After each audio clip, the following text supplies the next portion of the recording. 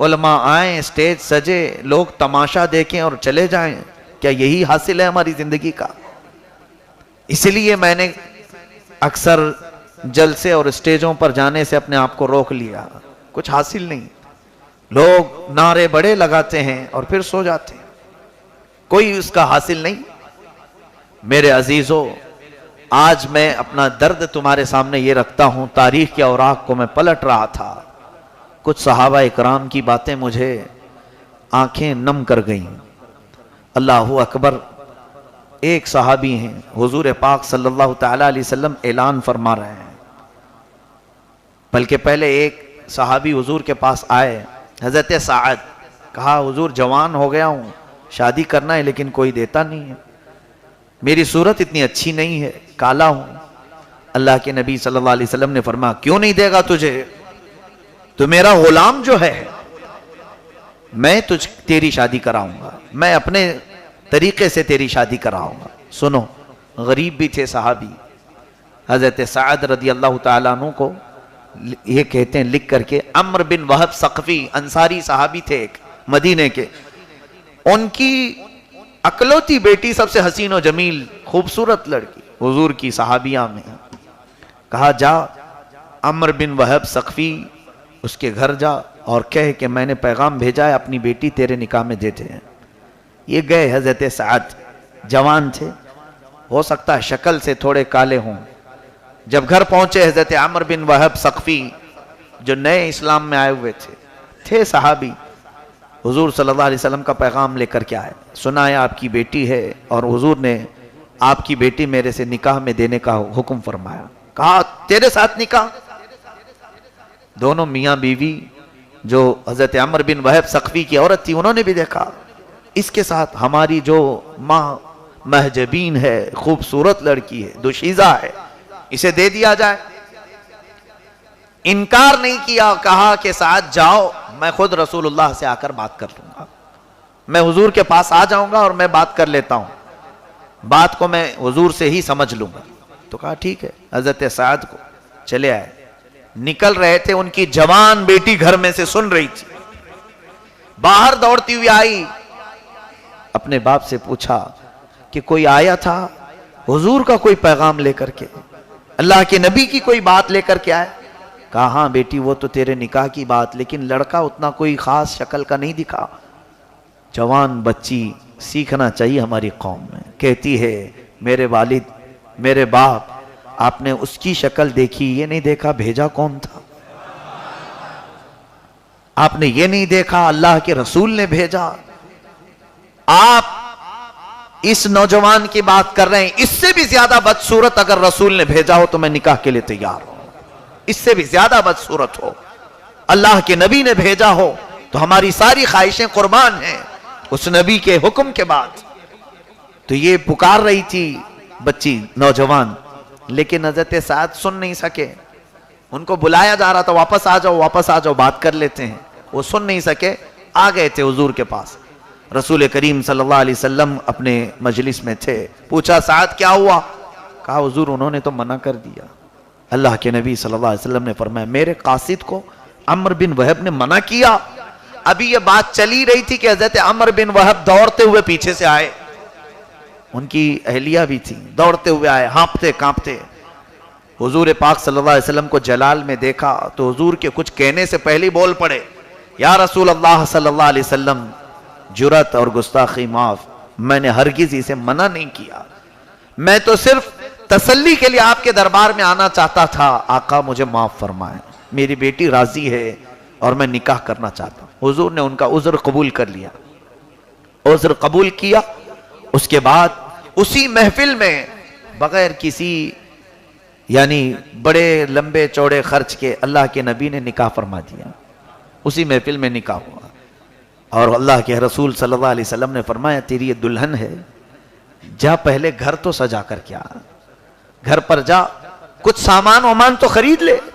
حضرت عثمان غنی نے ان کو کچھ پیسے دیے گھر کے سامان لانے کے لیے. حضرت سعد کالے رنگت والے تھے اور سارے مدینے میں ان کو لوگ پہچانتے تھے، کیونکہ میرے آقا صلی اللہ علیہ وسلم اکثر ان کو پسند فرمایا کرتے تھے اپنے سفر میں. حضرت سعد نکلے ہیں بازار میں سامان خریدنے کے لیے. کس چیز کا سامان خریدنا ہے؟ اپنا نیا نویلا گھر سجانے کے لیے، یعنی دلہن کو لے جانا ہے. ابھی انہوں نے دیکھا نہیں دلہن کو.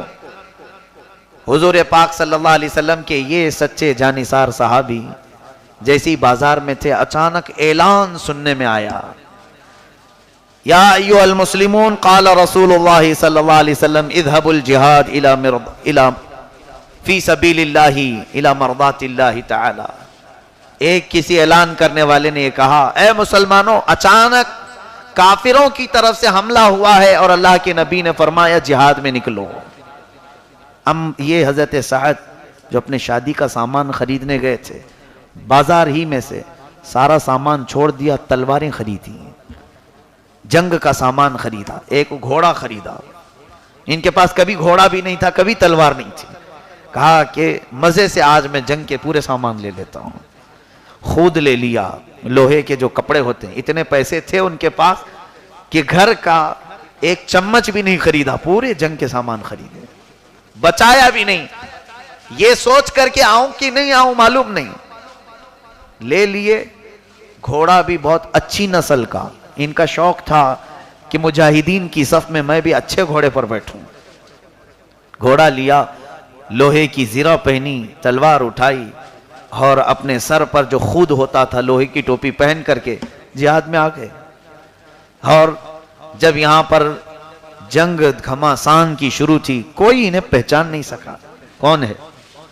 صحابہ اکرام کی صفوں میں تھے اور لڑتے ہوئے اتنی تیزی کے ساتھ، اتنی قوت کے ساتھ یہ جہاد میں مصروف ہیں، انہیں آس پاس کی پرواہ نہیں. صحابہ حضور سے پوچھنے لگے، یا رسول اللہ صلی اللہ علیہ وسلم، یہ کون بطل جلیل ہے، یہ کون بہادر ہے ہمارے درمیان آیا ہے، اسے آس پاس کی پرواہ ہی نہیں. اللہ کے نبی صلی اللہ علیہ وسلم مسکرانے لگے.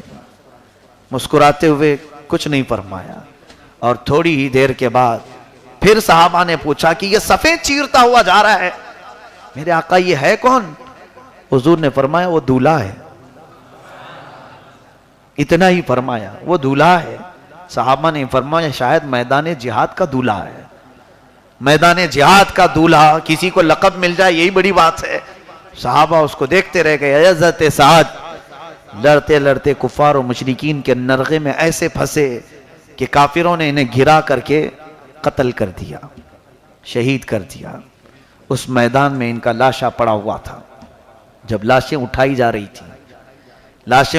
رہی تھیں تو صحابہ کرام اب بھی نہیں پہچان رہے تھے، کیونکہ ان کو سادے لباس میں لوگوں نے دیکھا تھا، کبھی یہ قیمتی لباس جنگ کا انہوں نے پہنا ہی نہیں تھا.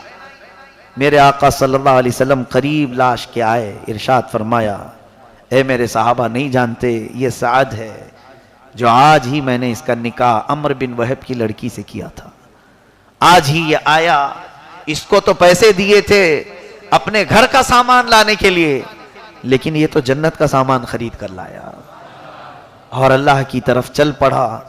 حضور پاک صلی اللہ علیہ وسلم نے ان کا لباس اتارا، ان پر نماز جنازہ ادا کی اور ان کا سارا سامان جو پہنے تھے وہ ان کی دلہن کو دے دیا. کہا کہ یہ اس کی وارث تو ہی ہے، باقی اس کا کوئی نہیں تھا یہاں پر، لیکن تیرے سے میں نے آج اس کا نکاح کر دیا تھا، لہٰذا تو اب بیوہ اس کی ہے، اس اعتبار سے اس کی وراثت تو پائے گی. ایک صحابی نہیں اس طرح کے، میں نے صرف ایک چھیڑا آپ کے درمیان. ان کی جوانی، ان کا عیش، ان کی عشرت، ان کی خواہشیں صرف میرے آقا کی محبت پر قربان تھی. یہی کام تو حضرت حنظلہ نے کیا تھا. آج ہی نکاح ہوا ہے، اپنی دلہن کو لے کر گھر پہ آئے ہیں، رات گزار رہے ہیں، شب زفاف، پہلی رات، سہاگ رات. رات کے وقت انہوں نے بھی اعلان سنا اور اپنی بیوی کے ساتھ وہیں سے اٹھ گئے. کہا میری رفیق حیات میں جاتا ہوں، میرے آقا کا بلاوا آیا ہے، میں جا رہا ہوں، اللہ حافظ. اگر تو چاہتی ہے تو طلاق لے لے، کیونکہ میں جہاد میں جا رہا ہوں، اور اگر چاہتی ہے تو اللہ کی مرضی پر صبر کر. تو وہ خاتون نیک شیار عورت یوں نہیں ماتھا پیٹنا، رونا، چلانا کرتی رہی. کہا اے میرے سرتاج جائیے آپ، اللہ حافظ. اگر آپ صحیح سلامت لوٹ کر کے آئیں تب میں فخر کروں گی کہ غازی کی بیوی ہوں. اور اگر آپ نہیں لوٹے، اللہ کی مرضی اسی میں رہی، تب بھی میں فخر کروں گی کہ شہید کی بیوہ ہوں۔ آپ جاؤ، اللہ حافظ۔ حضرت حنظلہ رضی اللہ تعالیٰ عنہ میدان جہاد میں آئے، یہ بھی جنگ احد میں شہید ہو گئے تھے، اور ان کی لاش غائب ہو گئی تھی، کہیں لاش نہیں مل رہی تھی۔ صحابہ کرام نے عرض کیا، آقا حنظلہ کو ہم نے شہید ہوتے دیکھا لیکن لاش کہیں نہیں ہے۔ حضور پاک صلی اللہ علیہ وسلم نے آسمان کی طرف دیکھا، پھر تھوڑی دیر کے بعد ارشاد فرمایا، جاؤ میدان کے اس کنارے پر حنظلہ کی لاش ہوگی۔ صحابہ اٹھا کر کے لائے تو دیکھا ان کے جسم پر پانی کے قطرات تھے، جیسے کوئی غسل دیا ہو۔ میدان جہاد میں دھول سے اٹا ہوا چہرہ ہوتا ہے، لیکن انہیں غسل دیا گیا تھا۔ صحابہ نے پوچھا، یا رسول اللہ صلی اللہ علیہ وسلم، حنظلہ تو پورا نہا کر کے سویا ہے۔ حضور نے فرمایا، اس کو اللہ کے فرشتوں نے اٹھایا تھا اور غسل دیا، اور غسل دے کر کے دوبارہ میدان میں رکھا۔ پوچھا، شہید کے لیے تو غسل ہے نہیں؟ شہید جب انتقال کر جاتا ہے تو انہی کپڑوں میں اسے دفن کیا جائے گا، نہیں غسل دیا جاتا۔ یہ شہید کا مقام و مرتبہ تو دیکھیں آپ، جو اللہ کی راہ میں انتقال کر جاتا ہے اسے نہ غسل دیا جاتا ہے نہ کفن دیا جاتا ہے، انہی کپڑوں میں، کیونکہ غسل اور کفن ہم جیسوں کے لیے ہے کہ موت آتے ہی ہم ناپاک ہوتے ہیں، لیکن شہید جو ہے اپنی موت کے بعد پاک ہو جاتا ہے، پھر اسے مزید غسل کی ضرورت نہیں۔ یہ تو حدیث پاک میں اس کے خون کا قطرہ زمین پہ گرنے سے پہلے اسے جنت دکھائی جاتی۔ حنظلہ کو پھر غسل کیوں دیا گیا جب شہید کے لیے غسل ہے نہیں؟ حضور پاک صلی اللہ علیہ وسلم نے فرمایا، جاؤ اس کی بیوی سے پوچھو، معلوم ہوگا یہ جو صحابہ فرشتوں نے غسل دیا یہ موت کا غسل نہیں، یہ جنابت کا غسل ہے۔ حنظلہ پر غسل واجب ہو چکا تھا، لیکن انہوں نے غسل بھی نہیں کیا کہ حضور آگے نہ چلے جائیں، میں چھوٹ نہ جاؤں، اس لیے وہ اسی حالت میں دوڑتے ہوئے چلے آئے تھے۔ یہ صحابہ کا جو جوش تھا، جو قربانیاں تھیں، اسلام ہم تک پہنچا ہے۔ حضور پاک صلی اللہ علیہ وسلم بدر کے لیے نکل رہے ہیں، ایک گھر میں سے جھگڑے کی آواز آ رہی ہے، باپ اور بیٹا جھگڑ رہے ہیں۔ کس معاملے میں جھگڑ رہے ہیں؟ نبی کونین صلی اللہ علیہ وسلم صبح صبح بدر کے لیے جانے والے ہیں، باپ اور بیٹا مدینے میں لڑ رہے ہیں۔ کس بات پر؟ باپ کہتا ہے بیٹے کو کہ گھر سنبھالنے کے لیے تو یہاں رہنا ضروری ہے، میں جاؤں گا، اور بیٹا کہتا ہے نہیں، آپ کی عمر زیادہ ہے، آپ یہاں رہیں، میں جاؤں گا حضور پاک صلی اللہ علیہ وسلم کے ساتھ، میں جاتا ہوں، آپ گھر سنبھالیں۔ دونوں کسی حالت میں تیار نہیں رہنے کو۔ یہاں تو حالت یہ ہے کہ 5 منٹ کا وقت مسجد میں دینا ہمارے لیے بھاری پڑتا ہے، وہ میرے آقا کے ساتھ جانے کے لیے لڑ رہے ہیں۔ پھر دونوں میں یہ طے ہوا کہ قرآن اندازی کرتے ہیں، چلو جس کا نام نکل جائے وہ حضور کے ساتھ جائے گا۔ تو دونوں نے قرآن اندازی کی، تو بیٹے کا نام نکلا، ان کا نام بھی حضرت سعد بن خیثمہ رضی اللہ عنہ، خسیمہ، یہ بھی جہاد میں شریک ہوئے بدر میں، اور بدر کے شہیدوں میں ان کا بھی نام ہے۔ گئے اور واپس نہیں آئے۔ کتنے ایسے مثالیں میں تمہارے پاس رکھوں۔ حضرت خنسہ رضی اللہ تعالیٰ عنہ، ایک وہ خاتون ہیں عرب کی، یہ شعر و شاعری کرتی تھیں پہلے، اور ان کے شاعری میں ایسا دم تھا، خاص طور پر مرثیے کے شعر لکھتی تھی۔ مرثیہ کس کو کہتے ہیں؟ جب کوئی مر جاتا ہے تو اس کے یاد کر کر کے عرب میں قاعدہ تھا، جیسے شیعہ لوگ روتے رہتے ہیں، نوحہ کرتے ہیں، ماتم کرتے ہیں، رلانے والے اشعار بولتے ہیں، اس کو مرثیہ کہتے ہیں۔ عرب میں یہ ایک رواج تھا، روایت تھی پہلے کہ مرے ہوئے لوگوں کی مرثیہ پڑھتے تھے۔ اور یہ خنسہ نام کی جو خاتون ہے، اس کے بھائی کا ایک بار انتقال ہوا تھا، تو اس نے اپنے بھائی کے غم میں جو اشعار لکھے تھے 1 سال تک عرب والوں کو رلایا تھا۔ پورے لوگ جمع ہوتے تھے، بھائی اس کا مرا ہے، لیکن اشعار ایسے بولتی تھی کہ لوگوں کو رونا آ جائے۔ اتنا 1 سال تک مرثیہ پڑھا تھا خنسہ نے۔ پھر ایک وقت ایسا آیا کہ وہ دائرہ اسلام میں داخل ہوئی، حضور پاک صلی اللہ علیہ وسلم کی صحابیات میں ایمان لائیں۔ اب دیکھو کیفیت کیسی بدلی ہے۔ جنگ قادسیہ کے موقع پر حضرت عمر فاروق رضی اللہ تعالیٰ عنہ کا زمانہ ہے، یہی خنسہ اپنے 4 جوان بیٹوں کو لے کر کے آتی ہیں، کہتی ہیں میں ان کو تیار کی ہوں اللہ کی راہ میں بھیجنے کے لیے۔ وہ سارے جوان 4 بیٹے جن کی عمر 30 سال سے زیادہ نہیں، 20 سال سے کم نہیں، یہ سب کڑیل جوان، چاروں کو بھیجتی ہیں۔ جاؤ اللہ کے نام پر. ہے کوئی ہم میں سے یہ ماں جو دین سیکھنے کے لیے بھیجے؟ میں تو جہاد کے لیے کہاں بلا رہا ہوں، میں کب تلوار پکڑنے کے لیے بلا رہا ہوں. آج ہمارے گھروں میں بیڑیاں ڈال کر کے رکھے ہیں ماں باپ، اور پھر سارا وقت اگر ہے، سارا مال اگر ہے تو دنیا حاصل کرنے کے لیے، اپنے بچوں کے لیے دنیا دنیا دنیا اس قدر حاصل کیا کہ باپ کا جنازہ لاوارث پڑا رہتا ہے، بیٹے کو پڑھنے کا طریقہ نہیں معلوم. یہی تم نے اپنے بیٹے کو پڑھایا، یہی تم نے اپنی اولاد کو سکھایا کہ تمہارا بیٹا مرنے کے بعد چھونے سے بھی ڈرتا ہے.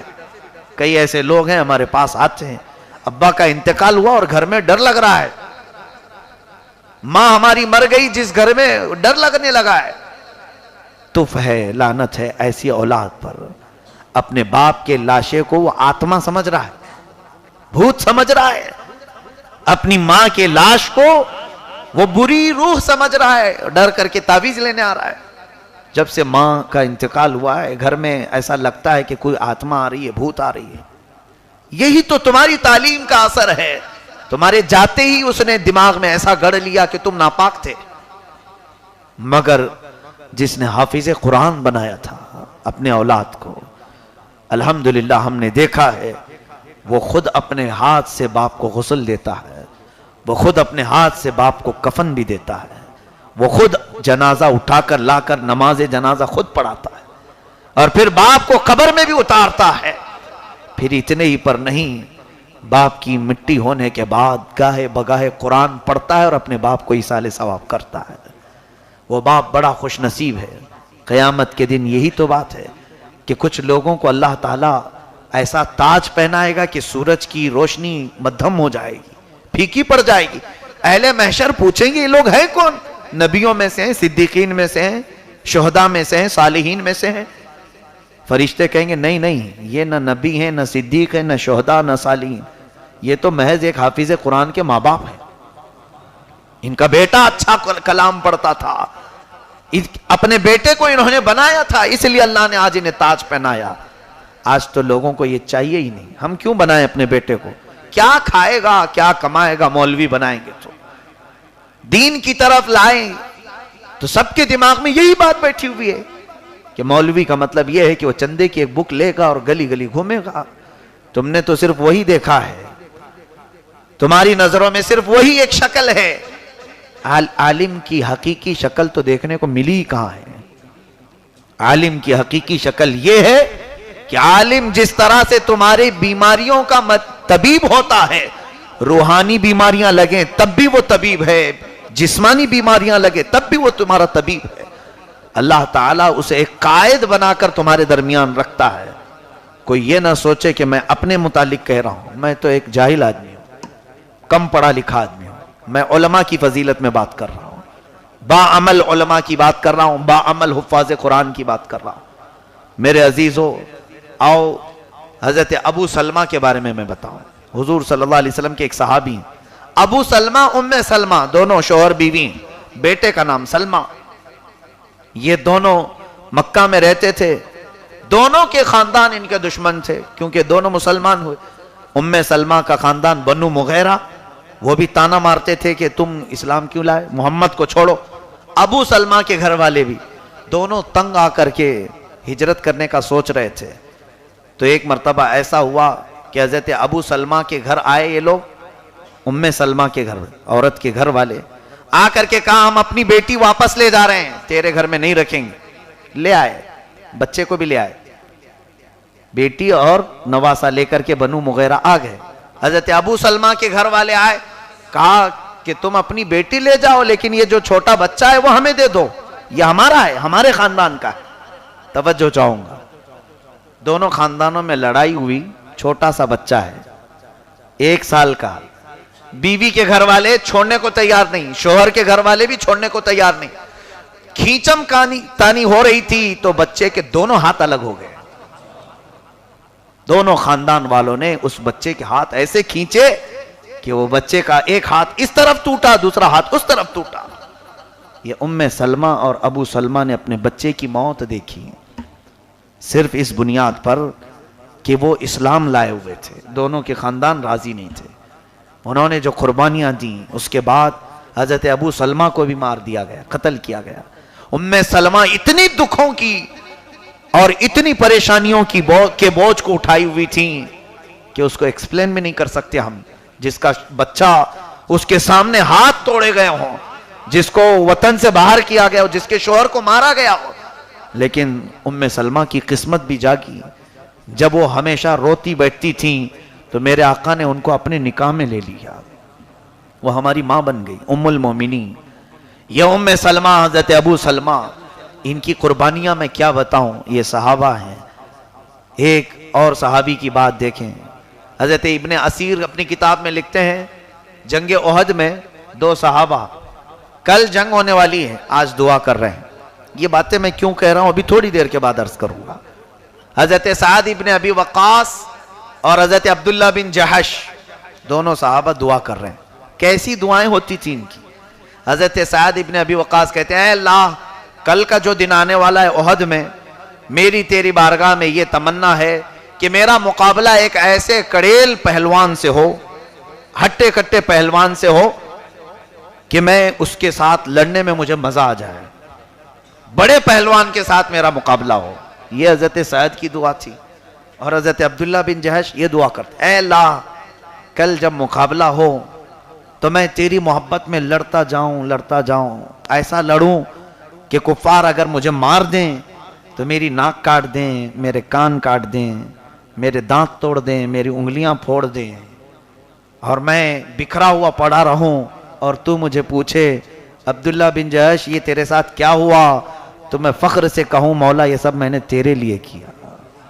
دعا کر رہے ہیں میرے ساتھ ایسا ہو جائے۔ خواہشیں کیسی کیسی ہیں۔ اس کے بعد دوسرے دن احد کا موقع ہے، سارے صحابہ وہاں پر مصروف تھے، دونوں کی دعائیں قبول ہوئیں۔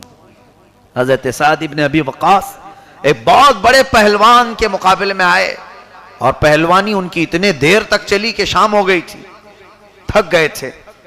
کہا حضرت سعد ابن ابی وقاص نے، میرے مولا نے سن لی، اتنا کڑیل پہلوان میرے سامنے بھیجا اور اسے مارا بھی انہوں نے۔ اس کے بعد جہاد کے خاتمے کے بعد حضرت سعد ابن ابی وقاص کہتے ہیں، میں چلتے ہوئے میدان میں آ رہا تھا تو دیکھا میرے بہت قریبی دوست، دونوں کی بہت دوستی تھی، عبداللہ بن جہش کی لاش پڑی ہوئی تھی، اور ان کے جسم سے ساری چیزیں کاٹ لی گئی تھی، ناک کاٹ لی گئی تھی، کان کاٹے گئے تھے، ان کی آنکھیں پھوڑ کر کے پتلیاں باہر کی گئی تھی، ان کے دانت توڑے گئے تھے، انگلیاں الگ، پوری 10 انگلیاں۔ یہ ڈھونڈ رہے تھے کہاں ہے، تو ایک کافر نے حضرت عبداللہ بن جہش کے پورے اعضاء کو ایک رسی میں پیرو کر کے ہار بنایا تھا۔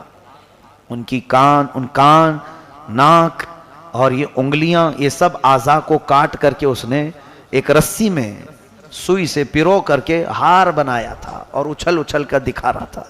حضرت عبداللہ بن جہش کی لاش سارے اعضاء کے کٹے ہوئے پڑی تھی۔ حضرت سعد ابن ابی وقاص کیا کہتے ہیں سنیے، ایک رات پہلے ان دونوں نے دعا کی تھی، حضرت سعد ابن ابی وقاص کے آنکھوں میں آنسو آئے، کہتے ہیں، اے عبداللہ، تیری دعا تو میری دعا سے اچھی تھی، تیری دعا تو میری دعا سے اچھی تھی، میں تو بڑے پہلوان سے لڑنے کی دعا کیا تھا، اللہ نے وہ مجھے دے دیا، لیکن تو جو دعا کر رہا تھا وہ تو ایک نرالی دعا تھی، انوکھی تھی۔ میرے عزیزو، اتنا سب کر جانے کے بعد ان صحابہ کی زبان پر شکوہ اور شکایت کا لفظ نہیں تھا، کبھی نہیں۔ حضرت سعد ابن معاذ رضی اللہ تعالیٰ عنہ فرماتے ہیں، خندق سے ہم لوٹ رہے تھے، حضرت سعد ابن معاذ کی یہ رگ کٹ گئی تھی ہاتھ کی، حضور صلی اللہ علیہ وسلم کے چہرے مبارک پر پورا خون آتا ان کے خون سے، اور یہ سب صحابہ زخمی تھے، نکل کر کے آ رہے ہیں مدینے سے، جنگ خندق سے، ابھی بیچ راستے میں تھے، مدینہ پہنچے نہیں۔ جبرائیل امین آئے، عرض کرنے لگے، یا رسول اللہ صلی اللہ علیہ وسلم، رب تبارک و تعالیٰ کا حکم ہے کہ آپ دوسرے جہاد میں یہیں سے چلے۔ حضور فرماتے ہیں، ابھی تو ایک جہاد سے فارغ ہو کر آ رہے ہیں، اور مدینہ پہنچے بھی نہیں، انہوں نے کپڑے بھی نہیں تبدیل کیے، ان کے زخم ابھی ٹھنڈے بھی نہیں۔ جبرائیل، کیا یہ مدینے جائیں بعد میں چلیں؟ حضرت جبرائیل نے کہا، یا رسول اللہ صلی اللہ علیہ وسلم، رب کی منشا یہی ہے کہ آپ یہاں سے نکلے ہیں۔ حضور نے ابھی صحابہ سے کہا نہیں تھا، حضور کو خود یہ بات کی تکلیف تھی کہ میرے صحابہ نہت تھے، جو لڑ کر زخمی ہو کر آئے ہوئے ہیں، انہیں تھوڑا تو راحت دینی چاہیے۔ پھر حضور پوچھنے کے لیے مشورے کے طور پر صحابہ کی طرف پلٹتے، جبرائیل آئے ہیں، کہہ رہے ہیں یہاں سے جہاد کے لیے جانا ہے۔ منڈیاں لٹک گئی، کہا کہ ابھی تو آ رہے ہیں آپ، کیا اس طرح کے حکم نافذ کرتے رہتے ہیں بار بار؟ آدھا گھنٹہ زیادہ ہو جائے تو ہمارے سارے لوگ جس طرح پریشان ہوتے ہیں، یہ کتنا اوور کیا جا رہا ہے۔ وہ صحابہ جہاد سے آئے تھے، ہاں کھیل کود کے نہیں، جہاد سے آئے تھے۔ بیچ راستے میں حضور نے پوچھا، جبرائیل آئے تھے، صحابہ کہتے ہیں چلیں یا رسول اللہ، دیر کس بات کی، یہیں سے چلتے ہیں۔ انہی کپڑوں میں انہی زخموں کے ساتھ پھر چل پڑے۔ میرے عزیزو، یہ ساری قربانیوں کو اکثر جو بھلا دیا گیا، آج پوری طور پر ہم پیٹھ کے پیچھے ڈال چکے ہیں۔ آرام سے جینا، آرام سے کھانا، آرام سے سونا، جس کو امام اہل سنت فاضل بریلوی نے ہمیں یہ درس دیا تھا، دن لہو میں کھونا تجھے، شب صبح تک سونا تجھے، دن لہو میں کھونا تجھے، شب صبح تک سونا تجھے، شرم نبی خوف خدا یہ بھی نہیں وہ بھی نہیں۔ آج یہی ہماری کیفیت ہے۔ ہماری راتیں اگر بیدار ہیں تو کس بات پر؟ غیبت کے لیے، لوگوں کی برائیاں گنانے کے لیے۔ ہمارے جو محفلیں آج قائم ہیں اس بنیاد پر کہ ہمارے آس پاس کیا ہو رہا ہے، اور اللہ کی پناہ آج مسلمان نوجوان جن کے ہاتھوں میں اللہ کے حبیب صلی اللہ علیہ وسلم نے کلام دیا تھا، قرآن، اللہ کا مقدس کلام دیا تھا، ان ہاتھوں میں آج کیا چیزیں آ گئیں؟ تاش کے پتے آئے ہیں، ان ہاتھوں میں آج شراب کی بوتلیں آئیں، ان پاکیزہ ہاتھوں میں آج جن کو میرے آقا نے کلام اللہ تھمایا تھا، اے لوگوں میں جا رہا ہوں اس کو پکڑے رہو، اس کو پھینک دیا اور بہت کچھ اٹھا لیا۔ ہمارے ہاتھوں میں آج کھیل کود کے سارے ذریعے اور آلے ہیں، اگر کوئی چیز ہمارے ہاتھ میں نہیں ہے تو وہ رب کا کلام نہیں ہے۔ کیا یہ میں بات صحیح نہیں کہتا؟ کیا یہ ہماری زندگی کی حقیقت نہیں ہے؟ اپنے دل سے پوچھو کہ اگر میں لفاظی کر رہا ہوں یا ایسی ہی الفاظ میں کھیل رہا ہوں تو تمہارا دل جواب دے گا، تمہارا ضمیر خود بولے گا کہ ہماری زندگی کیا ہے۔ میرے عزیزو، آج جو حالات ہمارے دنیا میں بنائے گئے ہیں صرف اس بنیاد پر کہ ہمیں پوری طور پر تہس نہس کر دیا جائے، کسی بھی طرح سے آباد نہ ہو، اور پھر بھی ہم عیش کی زندگی چھوڑنا نہیں چاہتے۔ اٹھو وہ گر نہ حشر نہ ہوگا پھر کبھی، دوڑو کہ زمانہ چال اپنی چل گیا۔ اور شاعر نے بہت اچھے انداز میں ہم کو یہ درس دیا تھا، جاگنا ہے جاگ لو افلاک کے سائے تلے، حشر تک سونا پڑے گا خاک کے سائے تلے۔ آج تم سونے کو بہت پسند کرتے ہو، اور اس ٹائم پہ سونا جب پوری دنیا کام پہ لگی ہو، اس وقت جاگنا جب پوری دنیا سو رہی ہو۔ یہ مسلمانوں کا شیوا ہے آج، یہ مسلمانوں کے آج طریقے ہیں۔ ہمارے گلی کوچے، ہمارے محلے پوری رات جاگ رہے ہیں، کس بنیاد پر؟ کچھ نہیں، آپس کی میٹنگیں ہو رہی ہیں، بات چیت ہو رہی ہیں، کیرم کھیل رہے ہیں، صبح تک کیرم بورڈ پر صبح ہو جاتی ہے، لوڈو پر، چیس پر صبح ہو جاتی ہے، معاذ اللہ رب العالمین۔ تراویح کے لیے 1 گھنٹہ نہیں قربان ہوتا۔ یہ ہماری زندگیاں ہیں۔ پھر تم مدد مانگو گے اللہ سے کہ اے اللہ ہمارے لیے مدد نازل فرما۔ رب تعالیٰ کے حضور دعا کے لیے ہاتھ اٹھانے سے پہلے ہماری زندگی کی طرف دیکھنا چاہیے۔ آخری بات کی طرف چلتا ہوں۔ نبی کونین صلی اللہ تعالیٰ علیہ وسلم کو جس طرح کی اذیت سے گزرنا پڑا تھا مکہ مکرمہ میں، اس کا ایک بوند بھی ہم نے اپنی زندگی میں نہیں برداشت کیا۔ میں یہ بات کہہ رہا تھا، ابھی 2 دن پہلے کسی نے مجھ سے یہ کہا تھا، کتنی محنت کرتے ہو، کیا ضرورت ہے اتنی دیر تک؟ مجھے شرم سی آنے لگی۔ لوگوں نے میرے بارے میں کہا کہ میں زیادہ محنت کر رہا ہوں، یا میں پڑھا رہا ہوں، یا میں بیان کر رہا ہوں۔ تنہائی میں مجھے اس بات کا احساس ہونے لگا کہ لوگ اس کو زیادہ سمجھ گئے۔ ہائے افسوس، ہم نے ان صحابہ اکرام کے ناخن برابر بھی کام نہیں کیا جو وہ کرتے تھے، اور اس کے بعد لیتے کچھ نہیں تھے سوائے یہ کہتے ہوئے کہ اے اللہ تو اگر راضی ہے تو بس کافی ہے۔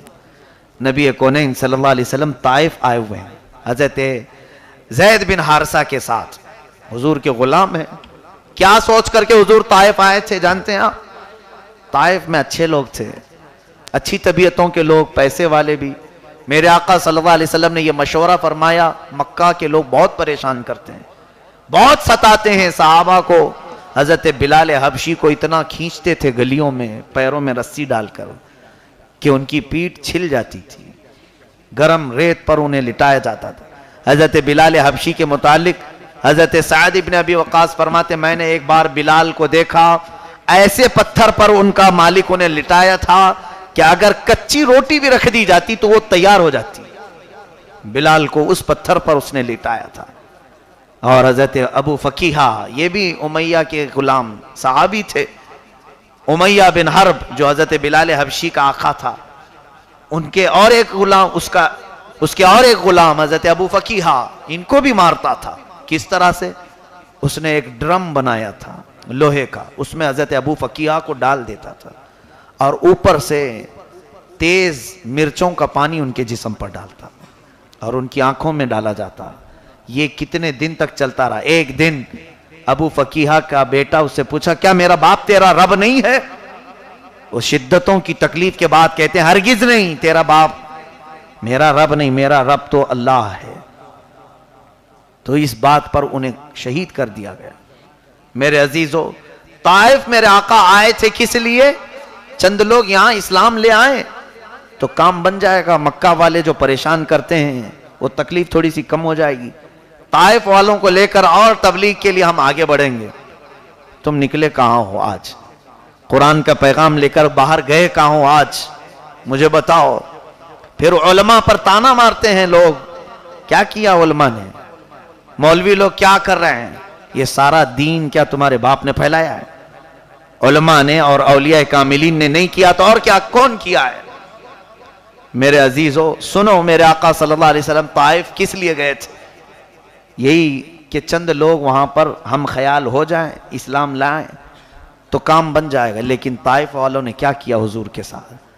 بدماش لڑکوں کو چھتوں پر کھڑا کیا، کہا محمد آئیں تو کانچ کے ٹکڑوں سے مارنا۔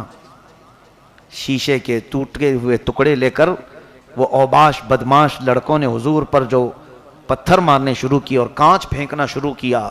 حضرت زید بن حارثہ کہتے میری چیخیں نکلتی تھی، کبھی میں حضور کے سامنے آتا، کبھی پیچھے آتا، کبھی دائیں بائیں، کہ مجھے لگے جتنا بچاؤ کے بعد بھی حضور کی پیشانی پر اتنے کانچ تھے کہ خون بہتے بہتے آپ کی چپلوں میں جم گیا تھا۔ حضور صلی اللہ علیہ وسلم کی نالین پاک تلووں سے جم گئی تھی، اتنا خون بھر گیا تھا۔ حضرت زید بن حارثہ کہتے ہیں میں نے کہا یا رسول اللہ چلیں یہاں سے، لوگ اچھے نہیں ہیں، بہت تکلیف دیتے ہیں، تکلیفوں سے چور چور میرا آقا و مولا، ہر طرح کے درد کو اٹھا کر کے، یہاں تک کہ کھانا بھی نہیں پوچھا گیا، پانی بھی نہیں دیا گیا۔ 2 دن گزر گئے تھے طائف میں میرے آقا کے، وہ پتھر آج بھی ہے جو حضور پر گرانے کی انہوں نے کوشش کی تھی پہاڑ سے، طائف میں آج بھی موجود ہے وہ جگہ جہاں میرے آقا سجدہ کر رہے تھے۔ حضرت زید بن حارثہ کہتے ہیں حضور کے نالین کو میں نے تلووں سے نکالا تھا تو ایسے جیسے گم لگا کر کے چپکا دیتے ہیں، چپک گئے تھے۔ میں نکال کر کے جہاں دھویا وہ کٹا بھی آج موجود ہے، ہم زیارت کر کے آتے ہیں طائف میں۔ حضور پاک صلی اللہ علیہ وسلم وہاں سجدے میں تھے 2 دن، لیکن کیا کہہ رہے تھے سنیے حضور پاک کے الفاظ، اللہ اکبر، اشکو الیک یا اللہ ضعف قوتی وہوانی علی الناس، اے اللہ میری کمزوری کی میں تیرے دربار میں شکایت کرتا ہوں، لوگوں سے کیا کروں کہ ہاں میری طاقت کم ہے مولا، اور لوگوں پر میری یہ تمام چیزیں نہیں چل سکیں، لوگوں نے مجھے مارا، لوگوں نے مجھے خون کیا ہے، لیکن اس کی میں شکایت نہیں کرتا۔ میرے نبی کا ایک جملہ تمہاری روح کو تڑپا دے گا۔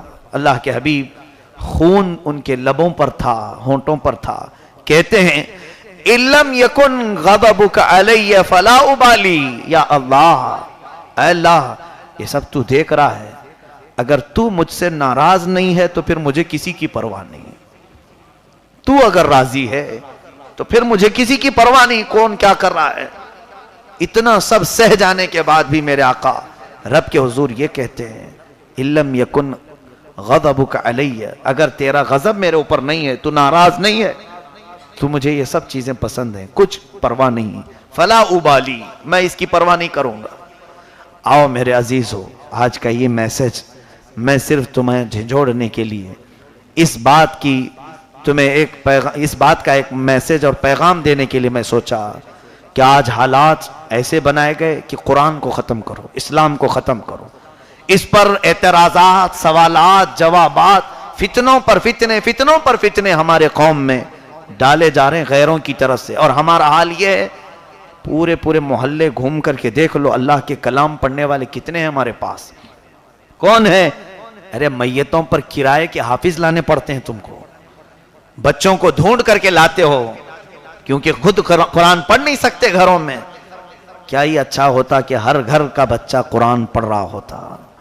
تم اس طرح کرائے کے ٹٹو نہیں لاتے. قرآن پڑھنے کے لیے جن لوگوں کو کرائے پر لایا جاتا ہے حرام و ناجائز ہے. اس طرح کرائے پر پڑھنے والا بھی حرام کام کر رہا ہے، پڑھانے والا بھی. قرآن کی کیا خرید و فروخت ہوتی ہے؟ لین دین ہوتا ہے قرآن کا کہ حافظ صاحب ایک ختم کرو 5,000 لے لو، سورہ بقرہ پڑھو 4,000 لے لو. قرآن کے بیچنے کے کام شروع کر دیے. اسی بنیاد پر میں کہتا ہوں ہاں کچھ ہماری برادری میں بنام علماء، بنام حافظ خراب ہوں گے، کیونکہ کابل میں سب گھوڑے نہیں ہوتے، گدھے بھی ہوتے ہیں. یہ محاورہ ہے. کابل کے گھوڑے مشہور ہیں لیکن وہاں سب گھوڑے نہیں ہوتے، کچھ گدھے بھی ہوتے ہیں.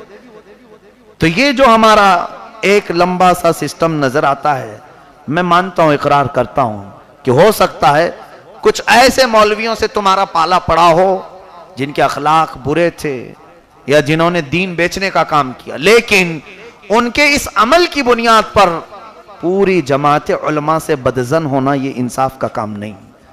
بلکہ تمہیں اس بات پر قائم رہنا چاہیے کہ ہمارے اولاد، ہمارے بچے چاہے دنیا میں کچھ کمائیں یا نہ کمائیں، اللہ کے لیے میں اپنے بچوں کو وقف کروں، میں اپنے بیٹے کو پڑھاؤں، دین کی طرف لاؤں. آؤ میرے عزیزو، علماء کے سلسلے میں آج لوگ یہ کہتے ہیں کہ یہ کیا کھائیں گے، کیا کمائیں گے، اور پھر دیکھو تو سب سے زیادہ یہی بات مشہور ہے، مولوی زیادہ کھاتا ہے، مولانا زیادہ لوگ کھاتے ہیں. تم ہی کہتے ہو کیا کھائے گا، کیا کمائے گا، اور پھر یہ بھی کہتے ہو مولانا زیادہ کھاتے ہیں. تمہیں معلوم ہے اللہ تعالیٰ کسی عالم کو بھوکا نہیں رکھے گا.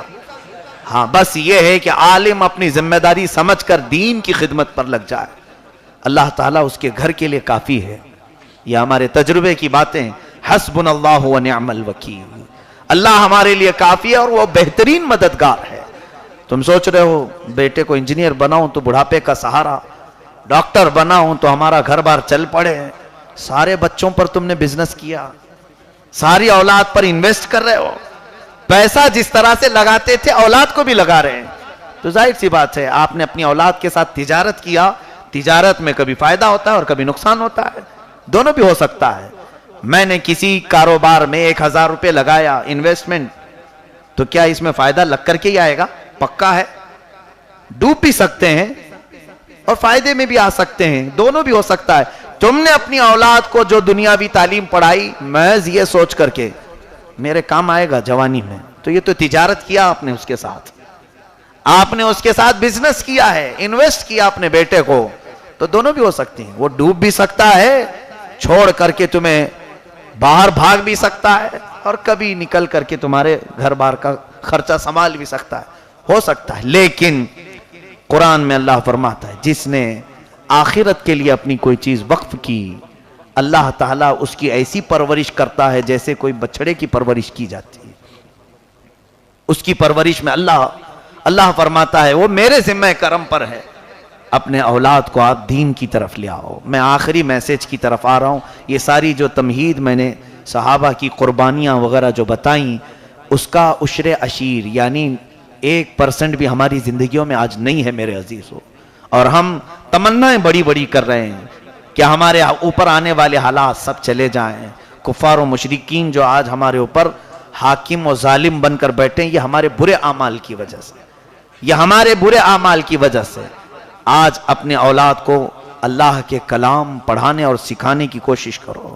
آج دیکھیں الحمدللہ میں محسوس کرتا ہوں یہاں بہت سارے بچے بیٹھے ہوں گے جو مدینہ مسجد میں تعلیم کے سلسلے میں آتے ہیں. 1 سال ہو گیا میری تراویح کو، پچھلی تراویح میں بھی میں آپ کے پاس تھا، اور اس تراویح میں بھی اللہ نے مجھے ختم قرآن کا موقع عطا فرمایا۔ پوچھ لینا ان سے، پچھلے سال بھی انہوں نے قرآن سنا تھا، اس سال بھی قرآن سنا ہے، دونوں سننے میں کیا فرق ہے؟ پہلے قرآن سنا تھا نہیں بلکہ گزار دیا تھا، اور اس بار ان سے پوچھنا کہ ان کا دل اللہ کے کلام کی طرف لگا ہوا تھا، کیونکہ 1 سال انہوں نے اللہ کے کلام سے دوستی جو کی۔ میرے عزیزو، صرف چند دنوں کے پابندی سے، یہ آتے بھی کتنی دیر کے لیے؟ 2 گھنٹے کے لیے آتے ہیں، میرے پاس پڑھتے ہیں، اور اس میں بھی کبھی کبھی کھاڑے مارتے ہیں، غائب ہوتے ہیں، غیر حاضر ہوتے ہیں۔ اس کے باوجود بھی ان کے پاس اتنی چینجنگ آئی، اتنی تبدیلی آئی کہ اللہ کے کلام کو سننے کا انہیں موقع ملا۔ ابھی اس میں کچھ ایسے بچے بھی ہیں جو یہ محسوس کرتے ہیں، مجھے بتاتے ہیں کہ ہم وہاں تراویح پڑھ رہے تھے اور وہ حافظ صاحب کیا پڑھ رہے ہیں سمجھ میں نہیں آ رہا تھا، چائنیز میں پڑھ رہے ہیں کہ جرمنی میں پڑھ رہے ہیں کہ عربی پڑھ رہے ہیں، قرآن پڑھ رہے ہیں، سمجھ میں نہیں آیا۔ پہلے تو تمہاری یہ خیال نہیں تھے، جو جیسا پڑھ کر کے آ جاتے تھے، اب تمہارے دل میں یہ خیال کیوں آنے لگا؟ اس لیے کہ اب تم کلام اللہ کو سمجھنے لگ گئے۔ رب ذوالجلال کے کلام سے قریب آتے ہی تمہیں حق و باطل کی پرکھ ہونے لگ گئی، اچھا کیا ہے برا کیا ہے اس کی سمجھ آ گئی۔ پہلے تو ایسا تھا، بلکہ اب بھی میں کہتا بھی رہتا ہوں اکثر کہ آپ صرف یہ دیکھتے ہیں کہ مصلی سنبھالنا چاہیے، جیسا بھی پڑھا دے، عربی پڑھ رہا ہو، آپ کو کیا معلوم قرآن پڑھے یا عربی گانے گا کر کے چلا جائے۔ رکوع سجدہ کرنے سے مطلب ہے مرغے کی ٹھونک کی طرح وہ اٹھک بیٹھک کرے، اور مشہور ہے میاں وہاں 20 منٹ میں ہوتی ہے، یہاں 25 منٹ میں ہوتی ہے۔ کیا یہ کمپٹیشن چلا ہوا ہے؟ ہاں یہ کمپٹیشن چلا ہوا ہے، دوڑ، ہر کوئی حافظ جو اس طرح سے دوڑ لگا رہا ہے۔ تم آدھا گھنٹے میں 20 رکعت پڑھاتے ہو، میں 20 منٹ میں، تم 20 منٹ میں، میں 15 منٹ۔ یہ جتنے اس طرح کے کمپٹیشن کر رہے ہیں وہ صحیح میں کمپٹیشن کر رہے ہیں، مگر دوزخ میں جانے کا۔ ہاں وہ بھاگ رہے ہیں، جو جتنا شارٹ پڑھا رہے اتنی جلدی دوزخ میں جائے۔ اللہ کے کلام کے ساتھ کھلواڑ، مذاق۔ میرے عزیزو، میں اپنی بات نہیں کرتا، میرے جانے کے بعد اس مصلی پر جب بھی کوئی کھڑا ہو، اس بات کا ہمیشہ لحاظ رکھنا کہ اللہ کا کلام تمہیں ایسا کوئی سنائے کہ آیتیں تمہارے دل میں اترنے لگیں، آیتیں تمہارے ذہن کو ٹکرانے لگیں، ورنہ تو پھر نماز کیا ہے؟ برسوں سے نماز پڑھتے رہے، آنکھیں نہیں بدل سکی تو اس نماز نے تمہیں کیا بدلا؟ بلکہ قرآن کہتا ہے یہ نماز تمہاری پوری زندگی بدل دے گی۔ کون سی نماز؟ جو کلام اللہ سمجھ کر کے پڑھیں۔ ان بچوں کی زندگی میں بدلاؤ آپ دیکھ رہے ہیں کہ نہیں دیکھ رہے ہیں؟ آپ اس محلے کے لوگ ہیں، آپ محسوس کر رہے ہیں ان بچوں کے بدلاؤ کو؟ کیا ان کے اندر تبدیلی آئی ہے؟ صبح صبح اٹھ کر کے فجر میں حاضر ہوتے ہیں۔ یہاں تقریباً ابھی 125 کے قریب نوجوان ختم قرآن میں شریک تھے، جنہوں نے پہلے رمضان سے قرآن شروع کیا ہے۔ روز میرے پاس 1 پارہ میں پڑھاتا، شاید آپ سن رہے ہوں گے، یہ بھی پڑھتے تھے۔ آج ان کی وہ گھڑی بھی آ گئی کہ ان کا بھی ختم قرآن ہونے والا ہے۔ صبح انہوں نے پورا ختم کیا، صرف آج قل یا ایھا الکافرون سے قل اعوذ برب الناس تک کی صورتیں باقی ہیں، جو میں ابھی انہیں پڑھاؤں گا، اور مجھے جو اپنے بزرگوں سے سند ملی ہے میں انہیں سند بھی دوں گا انشاءاللہ، صرف اس بنیاد پر کہ یہ قرآن میرے پاس پڑھے ہیں اور میں نے ان کا قرآن سنا ہے۔ یہ جو تبدیلی آئی، یہ دوڑ کر کے بھاگ کر آتے تھے۔ تراویح کے بعد ممبئی جیسی سرزمین پر 5 منٹ کوئی بیٹھنے کو تیار نہیں ہوتا، وہ بھی مولوی صاحب کے پاس کوئی جانے کو تیار نہیں ہوتا، اور یہ بچے یہاں پر 2 گھنٹے مجھ فقیر کے پاس گزارا کرتے، بیٹھ جاتے۔ کون سی چیز انہیں لے آئی؟ کچھ تو تبدیلی آئی، اور کئی ایسے ماں باپ ہیں جو میرے پاس اس بات کا پیغام پہنچاتے ہیں کہ ہمارے برسوں کی محنت سے ہمارا بچہ ہماری بات نہیں سنتا تھا، لیکن اللہ کا کلام جب سے پڑھنے لگا ہے ہمیں گھر میں سکون ہو گیا ہے۔ ہمارا بیٹا اب نہ پلٹ کر جواب دیتا ہے۔ 1 2 نہیں، کئی میرے پاس ایسے نام ہیں۔ میں تعریف کے لیے نہیں، میں رب کے شکر کے لیے الفاظ ادا کر رہا ہوں۔ میرے رب کا شکر ہے، کرم ہے۔ یہ تمام نتیجے آپ دیکھ رہے ہیں، پھر اب میں آپ سے گزارش کروں گا، کیا آپ میرے اعلان پر قربانی دینے کے لیے تیار ہو سکتے ہیں؟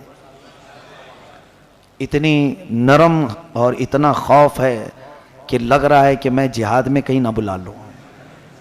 شاید ڈر بھی لگنے لگا کیونکہ پوری تقریر جہاد پہ ہو گئی.